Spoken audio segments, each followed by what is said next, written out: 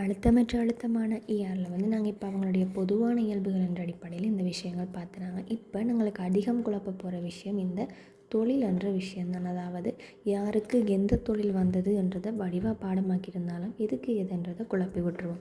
இது அப்போ இங்கே வந்து நாங்கள் பார்ப்போம். நாங்கள் இதை முதலே இப்போ பார்த்த விஷயம் இங்கே அழுத்தமற்றது, இங்கே அழுத்தமானது. அப்போ இவரில் வந்து ரைபோசோம் இருக்குது, ரைபோசோம் இல்லை. உங்களுக்கு தெரியும், நார்மலாக ரைபோசோம் என்ற தொழிலே புரத தொகுப்பு தானே. அப்போ இங்கே கட்டாயம் ரைபோசோம் என்ற வார்த்தையிடத்தை வருதுன்னா அங்கே தொடர்ச்சியாக புரதம் என்ற விஷயம் எங்கேயோ வரணும்.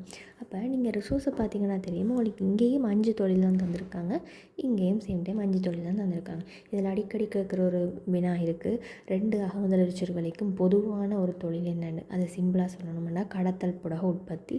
அதில் உங்களுக்கு ஸ்பெசிஃபிக்காக இந்த எஸ்சிஆரில் மட்டும் உங்களுக்கு ஒரு வசனம் எக்ஸ்ட்ராவாக அதில் கொடுத்துருக்காங்க. என்ன சொன்னால் அந்த கலத்தினோட கடத்தலை மேற்கொள்கிறதுக்காகலாம் சொல்லி கடத்தல் புடக உற்பத்தின்னு சொல்லியிருக்காங்க. எங்களுக்கு இப்போ அது வேலை. இப்போ பொதுவாக கேட்டால் கடத்தல் புடக உற்பத்தி தான் அது இவங்களுக்கு தான். சரியா? அப்போ 2 பேருக்கும் பொதுவானது. அப்போ அதை விட அப்போ என்ன, இவங்க 2 பேருக்குமே இப்போ 4 தொழில்கள் இருக்குது. எங்களுக்கு அது என்னென்னு தெரியணும்.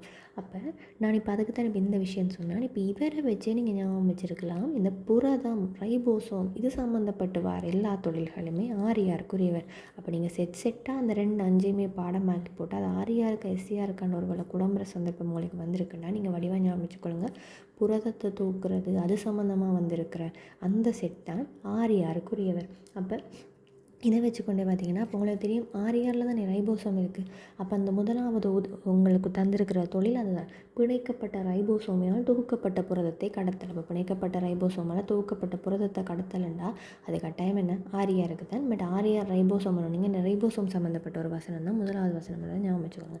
பிணைக்கப்பட்ட ரைபோசோமினால் தொகுக்கப்பட்ட புரதத்தை கடத்தல்.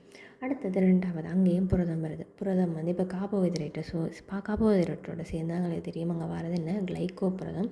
அப்போ கிளைக்கோ புரதங்களே தொகுத்தல் அது 2வது.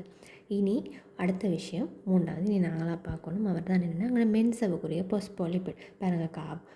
புரதம் சம்மந்தமாக முதலாவது பாயிண்ட் ஒன்று வந்துச்சு. அதுக்கு பிறகு கார்போஹைட்ரேட்டும் புரதமும் சேர்ந்து அங்கட கிளைக்கோ புரதத்தை பண்ணுறது வந்துட்டு கார்போஹைட்ரேட் வந்துட்டு புரதம் வந்துட்டு அடுத்து வர வேண்டிய வேறு யாரும் இல்லை லிப்பிட் தான். இப்போ லிப்பிட்டில் நாங்கள் பார்த்துருக்குற அடுத்த விஷயத்தை வச்சு இந்த உதாரணத்தை ஞாபகம் வச்சிங்கன்னா மென்சவுக்குரிய பாஸ்போலிபிட்டுகளை தொகுத்தல். அதாவது நீங்கள் முன்னுக்கு படிக்கிற உங்களோட அடிப்படை மூலக சேர்க்கைகளால் வர அந்த உங்களோட இதுகள் தான். அதாவது எனக்கு கார்போஹைட்ரேட் புரதம் லிப்பிட் அந்த ஓடலையும் அப்படின்னு சொல்லி கொண்டு வந்தீங்கன்னா இந்த 3 உதாரணமும் 3 தொழிலும் வந்துடும். இனி அதுக்கு அடுத்தது உங்களுக்கு இந்த பாஸ்போலிபிட் இப்போல்லாம் வந்து தானே. இப்போ பாருங்கள், இப்போ இதில் இங்கே ஒன்று இருந்தது புரதம், இங்கே புரதமும் கார்போஹைட்ரேட்டும், இங்கே லிப்பிட் தனியாக. இப்போ இவங்க எல்லாரையும் சேர்த்த மாதிரி 4வது வசனம் வரப்போது அவர் தான் என்னென்னு சொன்னால் பாஸ்போலிபிட்டுகள் புரதங்கள் கார்போஹைட்ரேட்டுகள் எல்லாத்தையும் சேர்த்து அவரே அந்த தன்னுடைய அந்த மென்சவோட வளர்ச்சிக்கு அவரே வசதி அளிப்பார். அதாவது தன்னை தானே டெவலப் பண்ணுற மாதிரி. அதனால் இவர் வந்து மென்சவை தானே டெவலப் பண்ணி அது ஒரு நீட்டாக உற்பத்தி செய்து தானே அதை பார்த்துக்கொள்றதால அவர் என்ன ஒரு ஃபேக்ட்ரி மாதிரி சொல்ல போகிறோம். அதனால தான் அவரை மென்சவு தொழிற்சாலைன்னு அழைக்கிறோம். அதான் 4வது தொழில். 5வது நமக்கு தெரியுமே பொதுவாக வர அந்த கடத்தல் புடக உற்பத்தி.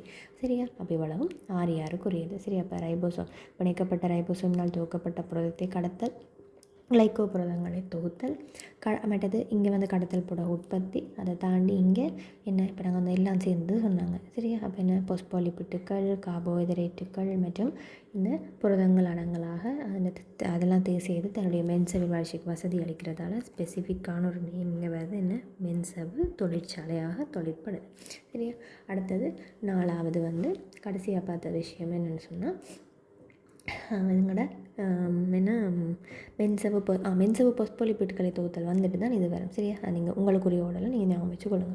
அடுத்தது எஸ்சிஆர்ன்னு சொல்லும்போது அப்போ எங்களுக்கு இங்கே நாங்கள் இப்போ எங்களை வடிவாக தெரியும் இங்கே ரைபோசோமே இல்லை. அப்போ ரைபோசோம் சம்மந்தப்பட்ட வசனங்களோ இல்லை புரதங்கள் சம்மந்தப்பட்ட வசனங்களோ இங்கே எதுவுமே வர முடியாது. சரியா?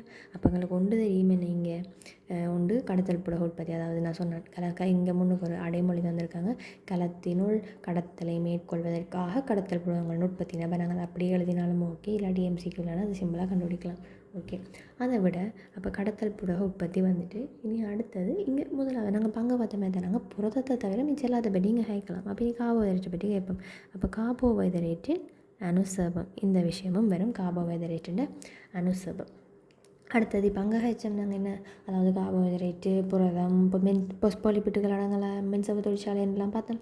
அதே மாதிரி இங்கே வருது என்னென்னு சொன்னால், இங்கே எங்களை வடிவாக கவனிக்கணும், எங்களுக்கு என்ன வரக்கூடாது, புரதம் வரவே கூடாது. அப்போ மிச்சம் எல்லாம் வரப்போகுது.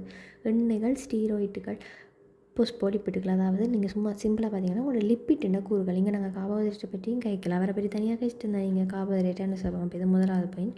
அடுத்த பாயிண்ட் என்ன, எங்களுடைய எண்ணெய்கள், ஸ்டீராய்டுகள் மற்றும் பொஸ்போலிப்பிட்டுகள். சிம்பிளாக பார்த்தீங்கன்னா உங்களோட லிப்பிட்டின கூறுகள் தான்.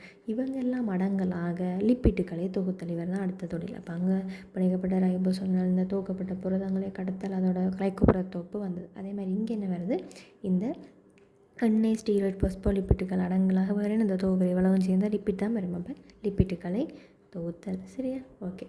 அடுத்தது நாங்கள் இதில் பார்க்காத 2 விஷயம் இருக்குது. அது 2 ஒரு ஸ்பெசிஃபிக்கான விஷயம். ஒன்று கால்சியம் 2+ சேமிப்பும் நச்சு நீக்கலை ஈடுபடலாம். இதை நீங்களாம் ஞாபகம் வச்சுருந்தீங்கன்னா ஓகே. அப்போ இதை விட உங்களுக்கு 5வது தெரியும் என்ன, அது முதலே சொன்னால் நான் எப்போதையும் முதலாவதாகவே சொன்னேன், கடத்தல் ஊடகங்களில் உற்பத்தி. இவ்வளவு ஞாபகம் வச்சுருந்தா சிம்பிளாக எழுதலாம்.